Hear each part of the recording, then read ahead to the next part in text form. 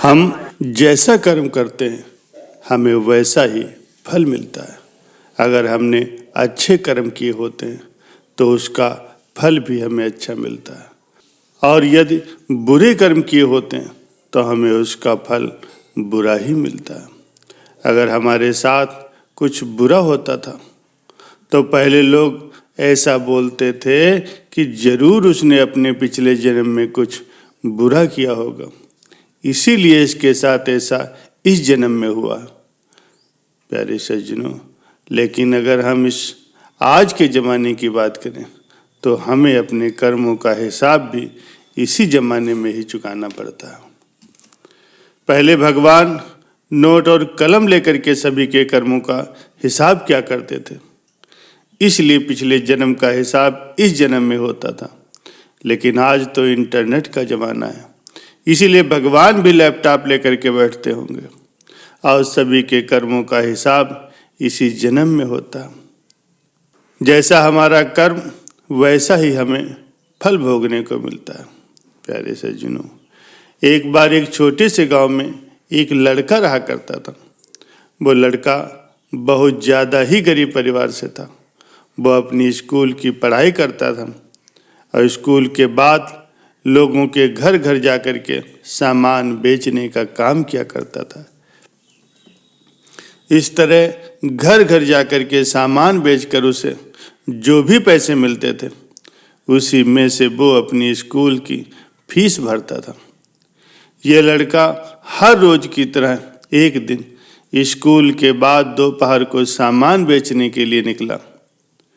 उसे बहुत जोर से भूख लगी थी। उसने ये तय कर लिया था कि अब मैं जिस भी घर पे जाऊंगा वहाँ सामान बेचूंगा और उस घर से पैसे नहीं बदले में खाना मांग लूंगा। वो एक घर के पास जाता है, बाहर से दरवाज़ा खटखटाता। उस घर में से एक लड़की बाहर निकलती और वो दरवाज़ा खोलती है। इस लड़के ने उससे पीने के लिए पानी मांगा। लड़की ने देखा कि लड़का तो बहुत थका सा है। वो लड़की अंदर गई और सोचने लगी कि ये लड़का बेचारा न जाने कब से इधर उधर सामान बेचता फिरता होगा, शायद उसे भूख भी लगी होगी। लड़की ये सब सोच ही रही थी और वो उसके पीने के लिए पानी की जगह पर दूध का गिलास लेकर के आती और उसे दे देती। लड़का बहुत भूखा था, इसलिए वो दूध पी लेता और बहुत खुश हो जाता।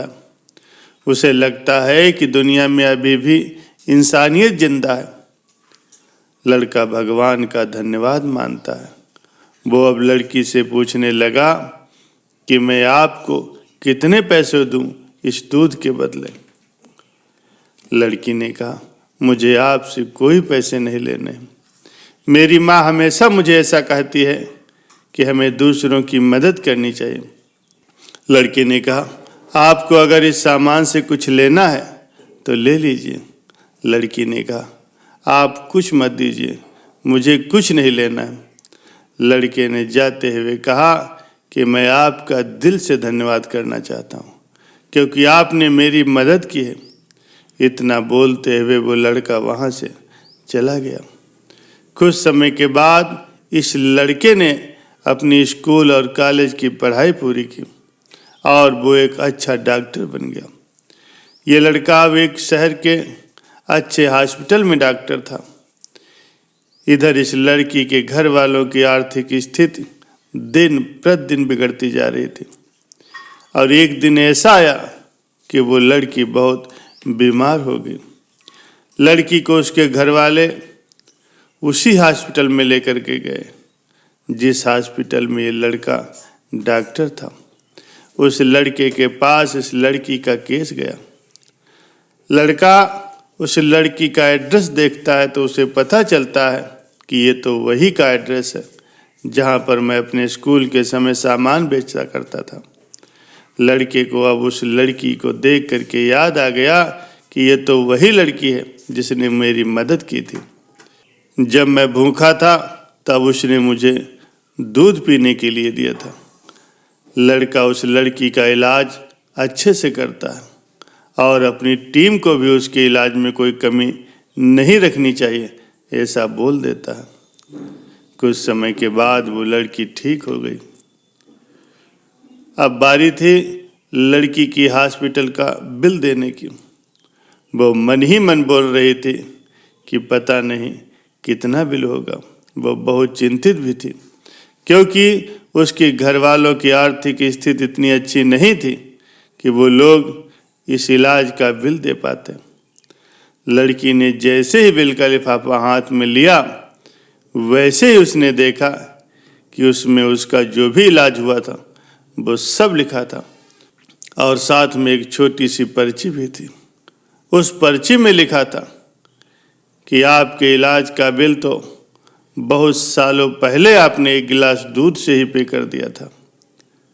डॉक्टर तभी वहाँ पर पहुँच जाते हैं और ये लड़की उस डॉक्टर को पहचान भी लेती है और उनसे कहने लगी कि डॉक्टर साहब आपका बहुत बहुत शुक्रिया। प्यारे सज्जनों, अगर आप कुछ अच्छा करते हैं तो अच्छाई आपके पास घूम करके जरूर आती है। हमें अक्सर हमारे कर्म के हिसाब से ही फल मिलते हैं। जैसा हमारा कर्म होता है वैसे ही हमें कर्मों का फल मिलता है। मनुष्य के द्वारा किया गया उसका कर्म ही उसका प्रारब्ध बनता है।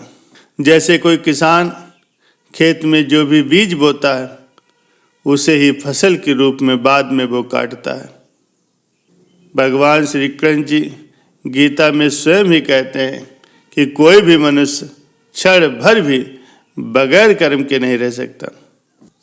प्यारे सज्जनों, आज के परिवेश में ये विचार किए जाने की आवश्यकता है कि क्या हम क्षण प्रतिक्षण दिन प्रतिदिन जो भी कर्म कर रहे हैं वो क्या हमें जीवन में ऊंचाई की तरफ ले जा रहे हैं या फिर कहीं लापरवाही से हम नीचे तो नहीं गिर रहे। हम अच्छे कर्मों के सहारे स्वर्ग में जा सकते हैं और बुरे कर्मों के सहारे नरक में भी जा सकते हैं। मनुष्य के पास ही प्रभु ने ऐसी शक्ति प्रदान की है कि वो अपने अच्छे कर्मों के सहारे अपनी जीवन नैया को पार लगा सकता है। प्यारे सज्जनों, परमात्मा का हिसाब तो बिल्कुल साफ है। अच्छे कर्मों का फल शुभ और बुरे कर्मों का फल अशुभ मिलता है। वो कभी ऐसा जोड़ घटाना नहीं करते कि अच्छे कर्मों में से बुरे कर्मों का फल निकाल करके फल दें। जो जैसा करता है उसे वैसा ही भोगना पड़ता है। यदि ऐसा नहीं होता तो श्री राम भगवान होकर के अपने पिता दशरथ को बचा लेते, श्री कृष्ण अभिमन्यु को बचा लेते, लेकिन ऐसा नहीं हुआ क्योंकि सबको अपने किए गए शुभ या अशुभ कर्मों का फल अवश्य ही भोगना पड़ता है। अच्छे फल की प्राप्ति के लिए हमें अच्छे कर्मों को करने के लिए प्रतिबद्ध होना चाहिए। प्यारे सज्जनों, अच्छे कर्मों से यदि हमें स्वर्ग भी मिल जाए तो भी उसे स्थायी नहीं समझना चाहिए। स्वर्ग का सुख ऐश्वर्य भोगने के पश्चात इंद्र जैसे लोगों को भी अच्छे कर्मों के अभाव में फिर से निम्न योनियों में भटकना पड़ता है। प्रभु कृपा से जीवन में यदि सत्ता, संपत्ति और सत्कार मिले तो उसे बचाए रखने के लिए आवश्यक है हम अपने अच्छे कर्मों में बढ़ोतरी करें। प्रभु को अपने से ज़्यादा उनके बनाए गए नियम उन्हें प्रिय है। जो उनके बनाए गए नियमों में बंध करके अपना जीवन यापन करता वो लक्ष्य की प्राप्ति निसंदेह कर लेता। और यदि कर्मों को हम अपनी पूजा बना लें तो फिर कर्म बंधनों से मुक्ति मिल ही जाती है।